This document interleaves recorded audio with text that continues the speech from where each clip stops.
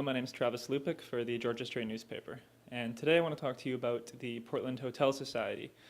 They're in the news this week for alleged financial malpractice misspending. But before we get to that, what the Portland Hotel Society is they are a not-for-profit that works around Vancouver, mostly in the downtown east side, but around Vancouver, and they do a lot on housing policy. They own and operate 16 low-income hotels around Vancouver.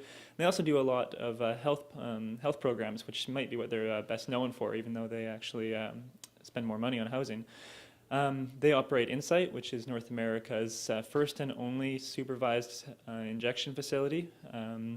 They also, in the 90s, were very involved in getting methadone programs going in Vancouver for people trying to get off heroin. And have been one of the leaders in North America and the world, actually, on a set of policies that collectively are called harm reduction. So they've been quite an important player in Vancouver health and housing since the mid-1990s. And this month, they made it into the news for alleged misspending related to the administration side of their finances. So there was an independent audit conducted by KPMG. And that went to the BC minister responsible for housing, Mr. Rich Coleman.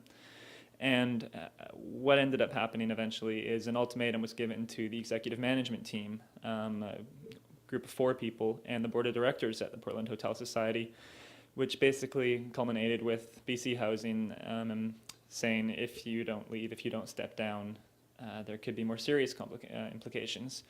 And this all goes back to what was found in this independent auditor's report, which should be stated did not accuse Portland or the executive managers of anything illegal, but it does raise a lot of questions about how administration costs were being spent, and it did call attention to a lot of specific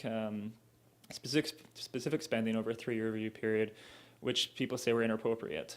Things like limousine rides, expensive hotel rooms, trips abroad, these sorts of things. So the executive managers, who have Liz Evans and Mark Townsend among the 4, have stepped down from positions that they've held for more than 20 years. And this has also ensnared a long-serving MLA, Ms. Jenny Kwan, who serves for Vancouver Mount Pleasant, who was in the past, one of her partner sat on that executive management team. They're not together anymore, but they were until recently.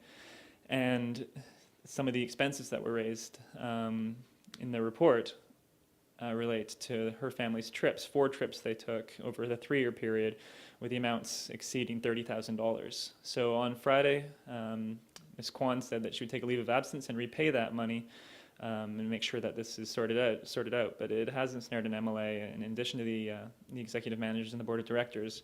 So it is having far-reaching implications. On the housing and health programs in the downtown east side and around Vancouver, those look like they're going to continue as normal for now, with Vancouver Coastal Health and BC Housing taking over management responsibilities. But questions have been raised about the organization's future and its work, and that's going to continue to play out in the coming weeks.